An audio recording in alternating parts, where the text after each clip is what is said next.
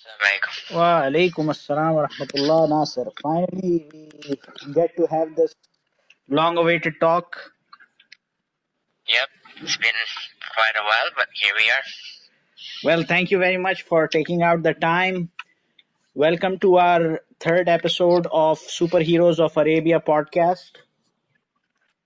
How are you doing? Doing great, man. What about you? How's life in Sharqiyah? It's all good, busy these days, but keeping up with all the Marvel stuff and, WandaVision, of course. Yeah. How are you liking the series? And I love it. I love the series, but I hate how we have to wait till every Friday to watch the new episode, Well, as they say, heaven comes to those who wait. True. So that's the thing. So what has been your most exciting part till now? I mean, what has really got you excited about this series and about the things that are connected with this project? What really got me excited is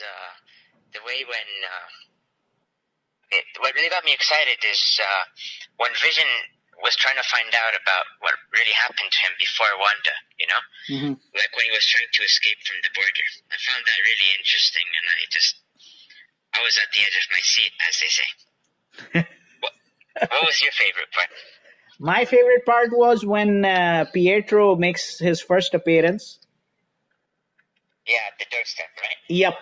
And because I've been a long time X-Men fan, and I've been waiting for like everybody else, I've been waiting for a decade to see X-Men, Avengers, Fantastic Four being part of the same cinematic universe. So it was basically a confirmation. Yes, of course, a lot of people are gonna say that no, that Pietro was fake and Agatha was playing and stuff like that. But at least it is some kind of a confirmation that the X-Men universe at some point in time in the future is going to be a regular part of Marvel Cinematic Universe. Yes, it was really great to see him. I couldn't believe it, when Wanda went up to the doorstep, and I froze just like Wanda did. Unbelievable, man. Unbelievable. And okay, for our listeners, let me introduce you to Nasir Muhammad. Nasir Muhammad is, he basically caught my attention back in Stanley SuperCon. The good part about our story is the fact that when Stanley SuperCon was about to happen, there was no official Instagram or Twitter account for this event. Saudi Anime Expo was having that account, which was being run by the team of I think General Entertainment Authority or the event organizers, whoever were responsible for that. But there was nothing for Stanley SuperCon, and somehow I came across this account on Twitter and on Instagram, and the guy who was managing it was very helpful in passing around information to the comic book community in Saudi Arabia about who was supposed to make an appearance, what's the level of excitement, which celebrity writers, which celebrity artists are going to be present in Stanley SuperCon. And if it wasn't for him, and I would like to mention another geek brother of ours, CrimsonMaher, I may have had cancelled my trip to Stanley SuperCon. And the best part about it was that when I visited Stanley SuperCon, I not only got the chance to meet Rob Liefeld, the co-creator of Cable, X-Force, Deadpool, but I also got the chance to meet Bob Layton, the legendary Iron Man artist and writer, as well as Ron Mars, who is known for his space opera stories, whether it's for Silver Surfer, whether it's for Legion of Superheroes, whether it's Green Lantern, lots of Marvel stuff that he has done over the years, and a lot of DC stuff. So Nassir is the reason or one of the main reasons why I was able to get the accurate information about the SuperCon and was able to attend it and had the best experience of my life by meeting such honorable celebrities. And recently, Nassir is also he participated in my second giveaway, which was in celebration of WandaVision, and luckily he ended up being the winner. And of course, he was amongst those who followed all the guidelines with for the giveaway. So, Nassir, first of all, welcome aboard as the winner of the giveaway. And I hope you enjoyed your prizes, the ones that were sent to you. And now, in that respect, since we started off with WandaVision, what else have you been noticing happening in Sharqiyah? Because life has come to a standstill thanks to Corona, and it's not easy or motivating for any one of us to be visiting other cities. So I've been noticing a lot of activity in the eastern region, but you tell me because you live there. Honestly, man, there's not much. It's everything's really closed these days.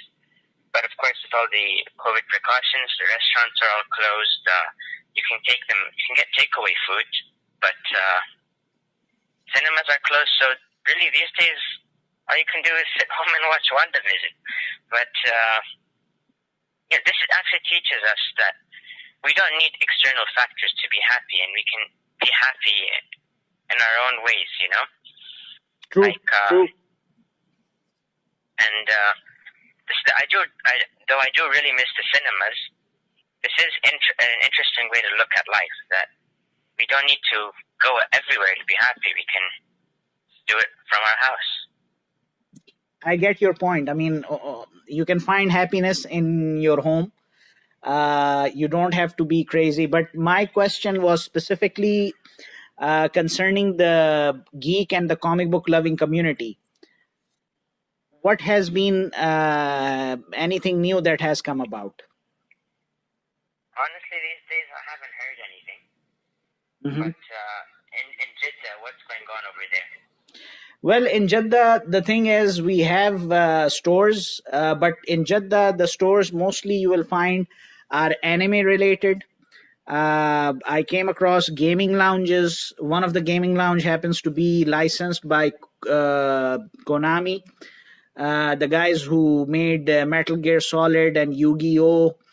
So very few places that are having stuff from DC and Marvel, but still, it's not like or too bad. But when I look at Eastern Province from my Instagram screen, what I find is that, like for example, I came across two accounts. One of them happens to be the.soog, and the other one is Sultan Stores.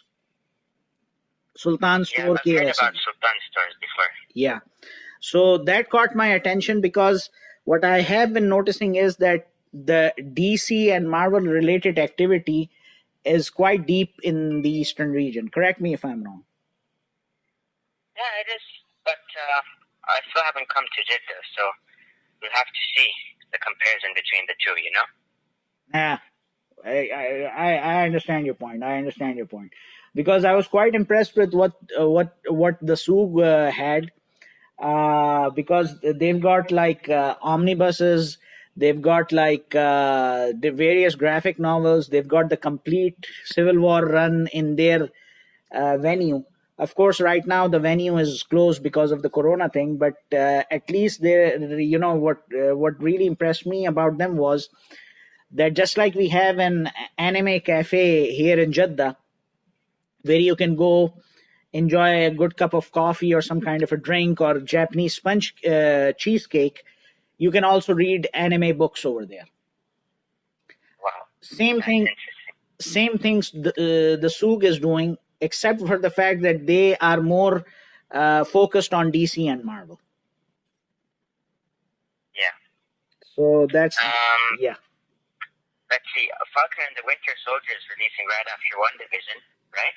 Yeah, right after WandaVision. I think it's 27th of March.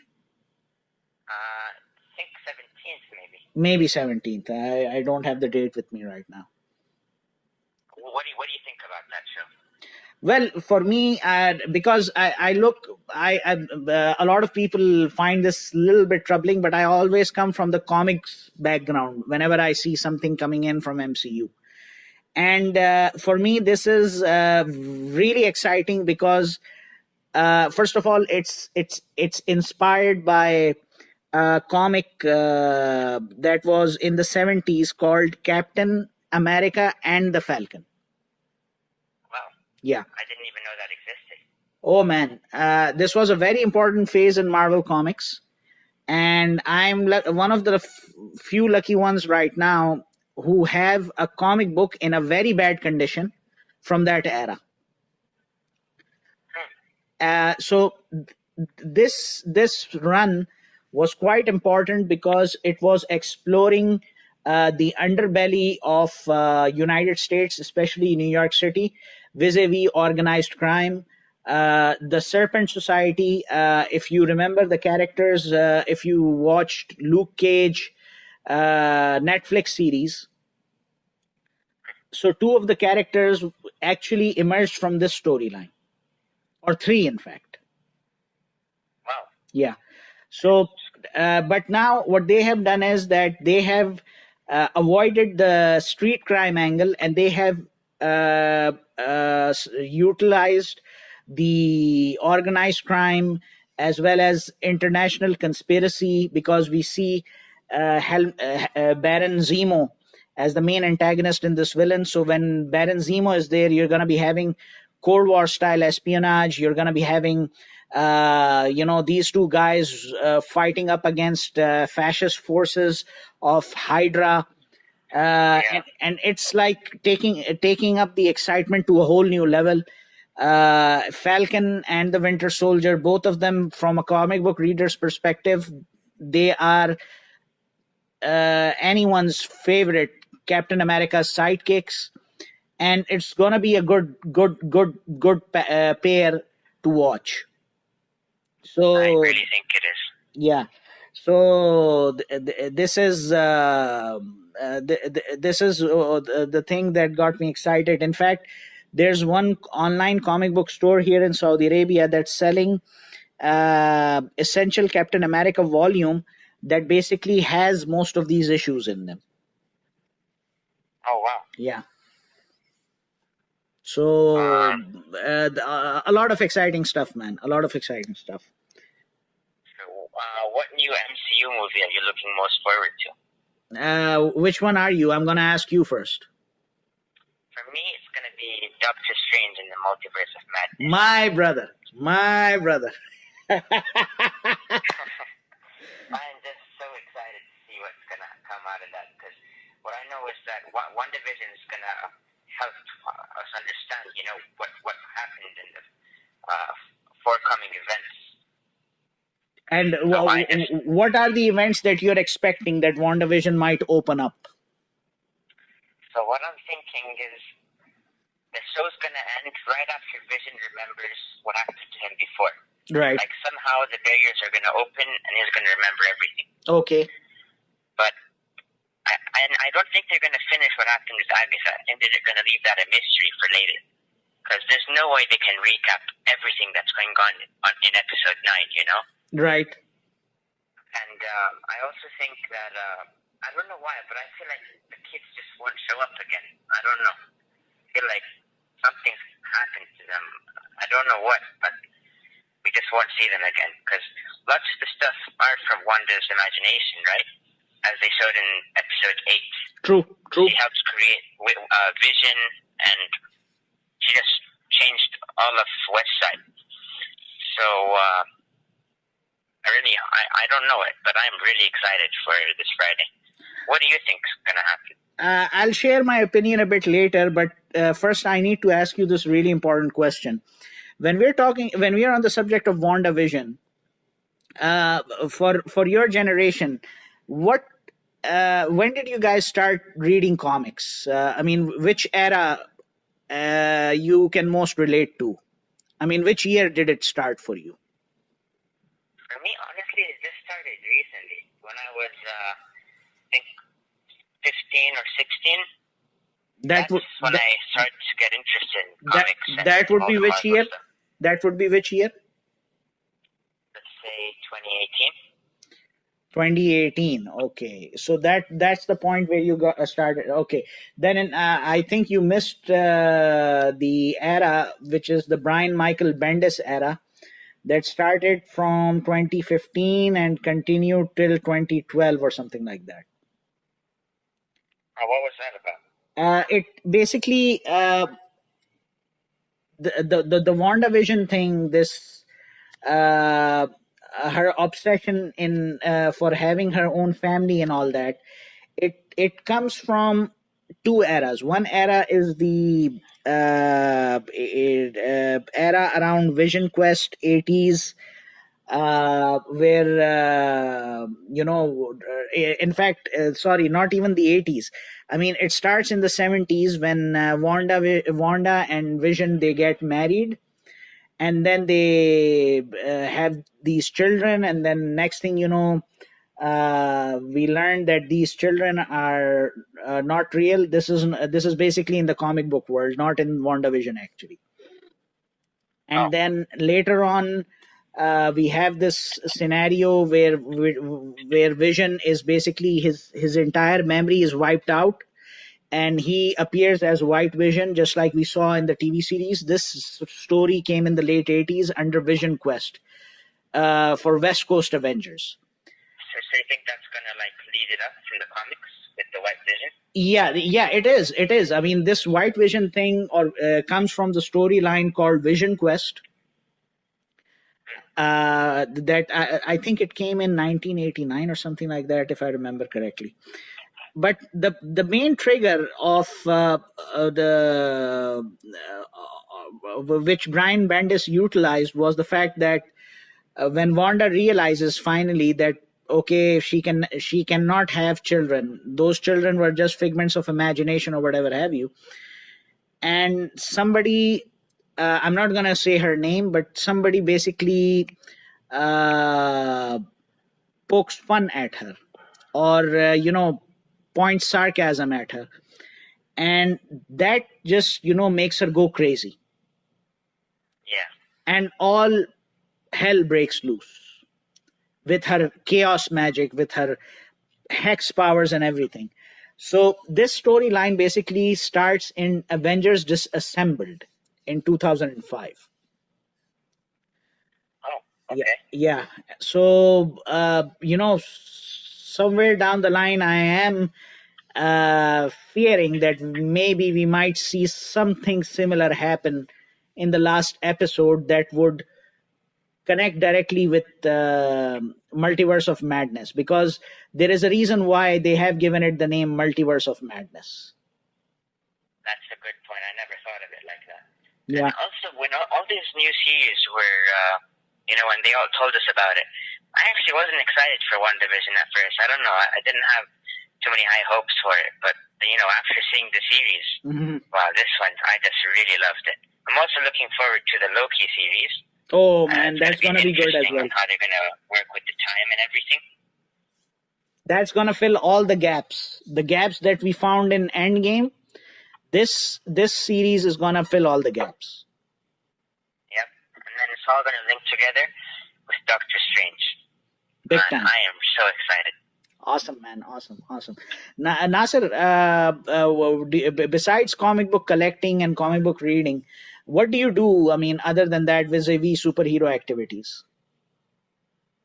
I just watch the movies, you can say, and read into different stuff about them, and, stuff many people must have missed or something. Like, for example, in the first Avengers movie, when rewatching it, I did see Taskmaster's helmet. I'm not sure, did you see that before? Taskmaster's helmet in the first Avengers movie. Now, that's an Easter egg. I want to check it out. Yeah. Nice, man. Nice observation. Yeah, thanks. I found, I was like, wait, I think that's Taskmaster's. And it was weird. So I think that could have something to do with the Black Widow movie.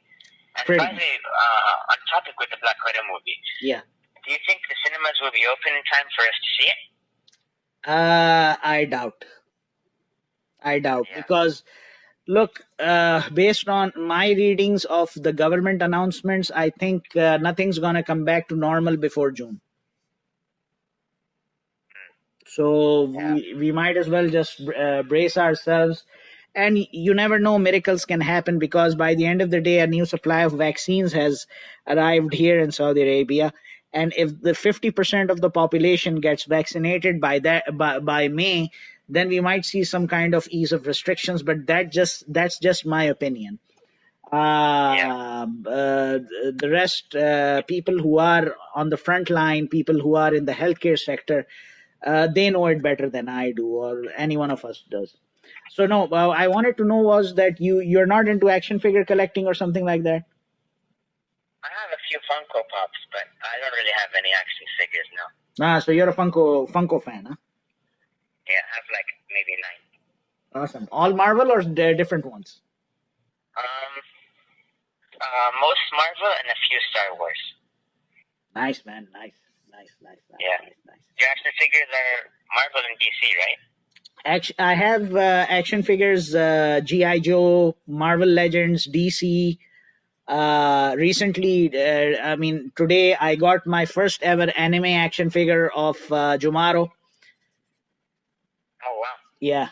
So thanks to the geek brother I have here in Jeddah, he goes by the name of Figures Master on Instagram. Figures Master. Do follow his account. He is the ultimate toy collector we have here in Jeddah. And this guy, the thing that I love about him is he is a hardcore anime fan, but at the same time, he loves Marvel, DC, Lego, Hanna-Barbera, you name it. Wow, that's great. Yeah. So, and your favorite action figure is still that Wolverine one, right? Man, Wolverine, there is something special about this character for me. So, and it's in fact, the character whose most variants I have with me is Wolverine. Oh, that's nice. Yeah. And also, I have a question for you. So, you know how we have 4 Avengers movies? Many people don't like Age of Ultron, and they say it's like the worst Avengers movie ever made from the 4. Which one do you think is the worst? I would say Avengers: Age of Ultron. And why is that? Because the thing is that the way they underutilized Hydra and the way they projected Ultron. You know, Ultron is the dark side of artificial intelligence. Yeah. And if you, a lot of people, they say that you want things exactly like they are in comics to appear in the movies. I say no, that's not the case. The case is that if Ultron is a very dark character in the movie, he should not be appearing to me as some kind of a, you know, a sarcastic villain, if you will. Just like they showed in the movie. That's number one. Yeah. The other thing is that, you know, if anyone who is aware of Marvel's culture, or in fact even DC's culture, the thing is that, you know, superheroism is not child stuff. It's not fun stuff. It's not all that. Yeah, it's serious. I mean, and with Marvel, the thing is that these characters are weak characters. They are weak individuals like you and me. We all can feel related to them. And for them, superheroism is not a luxury. It's more of a curse, if you will. And you know, to see these guys assemble and to see these guys trying to save the world. I mean, in some movies, Marvel has approached the characters very childishly. I mean, even if you look at Endgame, which I really liked, there were some, you know, comedic puns that I just thought of they were being forced down our throat. Like what, for example? I mean, if you want to say Thor, I'll say Thor, man. I mean, Thor. Yeah, but I think it did make sense because he kind of went to through depression. You know, everyone he loved lost. Groot was gone. Rocket was gone. Everything kind of lost. So in a way, it did kind of help build his arc. But I sure hope he goes back to normal in the new Thor movie, because that's what I heard. Look, if for a guy like me who has read his stories, Thor is not somebody who clowns around. Even if he goes into depression, which was a very good angle that they could have built upon, his approach towards these issues is very, I don't know if this word would be right, majestic. And here, I mean, it just doesn't add up. Then you have these comedic puns of Gamora and her sister, and I mean, guys, you're facing existential problem thanks to a character who, I mean, for him life is meaningless. Thanos, life is meaningless for him. And you have the time to joke around for that? I mean, come on. Yeah, but they can't show it all serious because, Marvel has a lot of different audience, parents who are forced in the theater by their kids and the diehard fans. But I think they have to throw in a few jokes just to please everyone.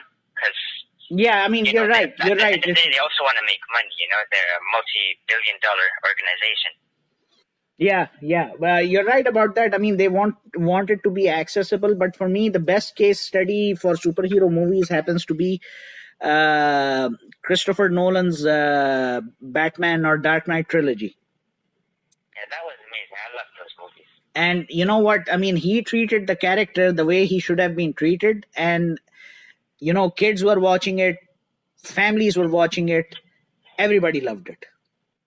And are you looking forward to the new Batman movie coming soon? Yeah, I mean, very much. Very, very, very much. I want to see the dark twist, Yeah, because Wonder Woman 84, a lot of people didn't like it. For me, it was entertaining because the first comic I started reading from about Wonder Woman was, in fact, from the year 1984. I mean, I had bought it in 1985, but the first comic I was reading was published in 1984. So 1980. What are the odds? Huh? What are the odds? But the main thing was that the movie, Patty Jenkins did a great job in capturing the chaotic comic book moments that were part of the year 1984 for Wonder Woman. And the way Maxwell Lord was played by Pablo Pascal, I mean, beautiful. But yes, it's going to be really difficult for people because on an overall level, I won't be recommending that movie to anybody. For me, because Wonder Woman happens to be one of my favorite characters, so I went ahead with it. But Batman is something that we are going to be looking forward to. What about Justice League, Nassir? Justice League, I didn't like that movie. Nah, but the Snyder cut that's coming in. Oh, Snyder cut? I don't know too much about it, but I'm kind of interested to see what they're going to do with it this time. They can do a lot better than they did last time because that movie was just a mess. I couldn't agree more with you, man. I mean, the last one, Joss Whedon, was just out to kill Justice League. Yeah. And you were saying Pedro Pascal a little bit ago. Yeah. Did you watch him in the show The Mandalorian? No, I'm not very much into Star Wars, so I don't have much knowledge about his role there. Oh, okay, but I can tell you, I watched that show, and I think it's the only show I've ever watched which I wanted to just stand up and clap when I was done, I really, really loved that show. One of my all-time favorites. I'm coming across a lot of critical reviews that are really appreciating the series. And clearly, man, Star Wars is a beautiful franchise. For me, one of the reasons I admire Star Wars is that the action figure craze, even though there were companies that came before Star Wars, it basically started with Star Wars. That's true. 3.75-inch action figures. I mean, this was Star Wars idea, man. And, you needed to have vehicles. You needed to have the play sets. I mean, these guys are way ahead, man. And next thing you know, G.I. Joe's, Hasbro adopts the same for G.I. Joe, for Transformers. And now we are seeing things happening for Marvel Legends. Star Wars as a franchise is just amazing, man. It is. Yeah. So, okay. So basically, it was really great catching up with you and hearing what you are into these days and what is it that you're liking and not. Anything else that you would like to say to the listeners of this podcast? I'd also like to just clarify one thing. In the beginning, you said I made the Twitter and Instagram account, but I only made the Twitter one. I think the Instagram one is the official account, if I'm not mistaken. But I did make it a bit later than the Twitter one I made. Okay. I remember because when I was interacting with the Instagram account, I think it was yours. I wasn't interacting with the official one. Official one, we never heard of it. Oh no, because I never made one myself. I just made the Twitter one. Then somebody else did. Well, everyone, listeners of this podcast, you heard it here for the first time. The Instagram account was not done by Nassir. Twitter one was done by Nassir. So, and do you think there's going to be another Comic-Con this year? Because by the end of the year, maybe, or you don't want to get your hopes up high? Okay. Here's the thing. Middle East Film and Comic-Con is going to happen in Dubai, end of 2021. Okay.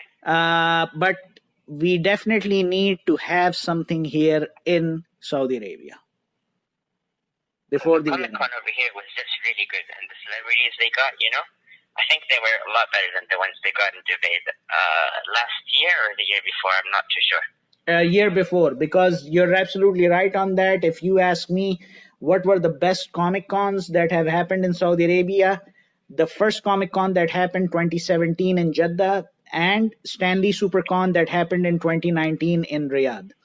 Amazing. Simply amazing.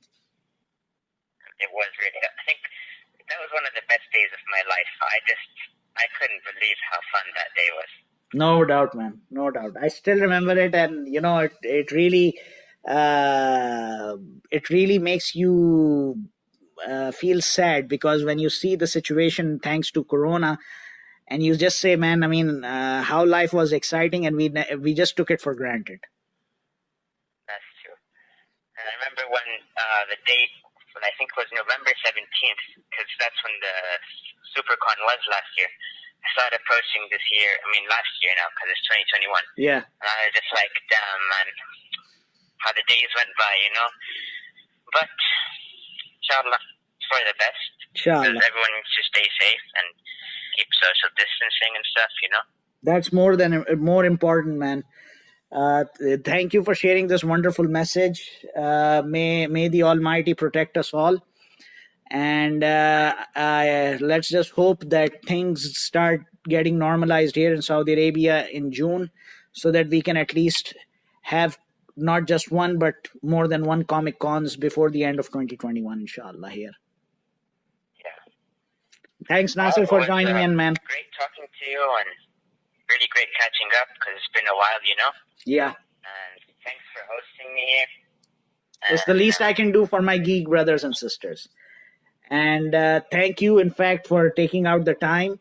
I know it's quite hectic because, timetables have turned upside down, and you've got school, you've got other things, and, taking out the time, I can't thank you enough for this, bro. No,